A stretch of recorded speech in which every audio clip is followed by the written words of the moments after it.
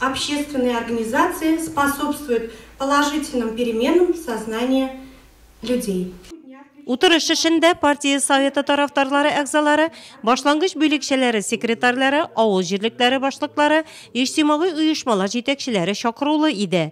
Көн тәртибенә кертелгән һәр 3 төрле мәсьәләдә дә сүз ветераннарга, өлкәннәргә, инвалидларга ярдәм күрсәтү, аларның көнкүрешен, яшәешен тагын да яхшырту максатыннан башкарылган эшләр, оештырылган чаралар турында барды. Районда төрле өлкәдә һәм юнәлештә 6 иҗтимагый оешма эшли. Үз эшчәнлекләре турында алар утырышта мисаллар ярдәмендә җентекләп бәян итте. Нурлат пенсионерлар һәм инвалидлар җәмгыятендә 881 кеше исәптә тора. Алар өчен сабан туйлар, спорт һәм төрле күңел ачу чаралары үткәрелә. Тарихи урыннарга сәяхәтләр оештырыла. Районда инвалидлар өчен уңайлы мохит республика программасы да уңышлы эшли.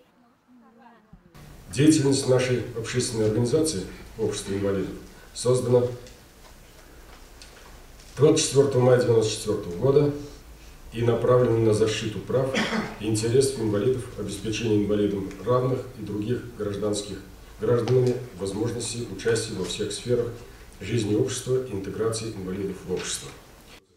Районның хатын-кызлар бөтен дөнья татар конгрессы, бөтен Россия сукырлар җәмгыятенең Нурлат районы җирле оешмасы, Яшь гвардия, бөтен Россия иҗтимагый оешмаларының Нурлат бүлеге рәисләре чыгышлары тыңланды. Соңгысында 345 Яшь гвардиячеләр исәптә тора.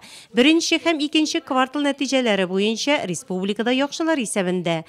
Районда экологияне һәм санитар торышны яхшырту максатында башкарылган яшь буынны тәрбияләүгә юнәлтелгән чаралар, Бөек Ватан сугышы ветераннарын һәм тыл хезмәтчәннәрен хөрмәтләү, яңа һәйкәлләр кую.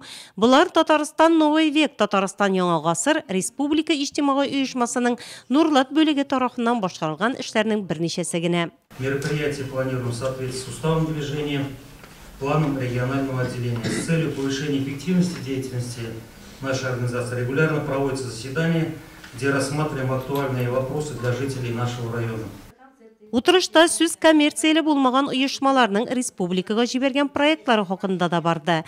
Безнең районнан 3 иҗтимагый оешма катнаша. Приняли все 3 некоммерческих организации. Это Общество слепых, это Совет ветеранов и Союз инвалидов.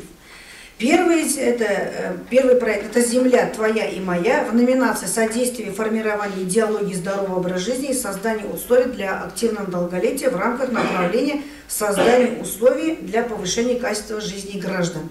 Здесь у нас участвовало Общество инвалидов.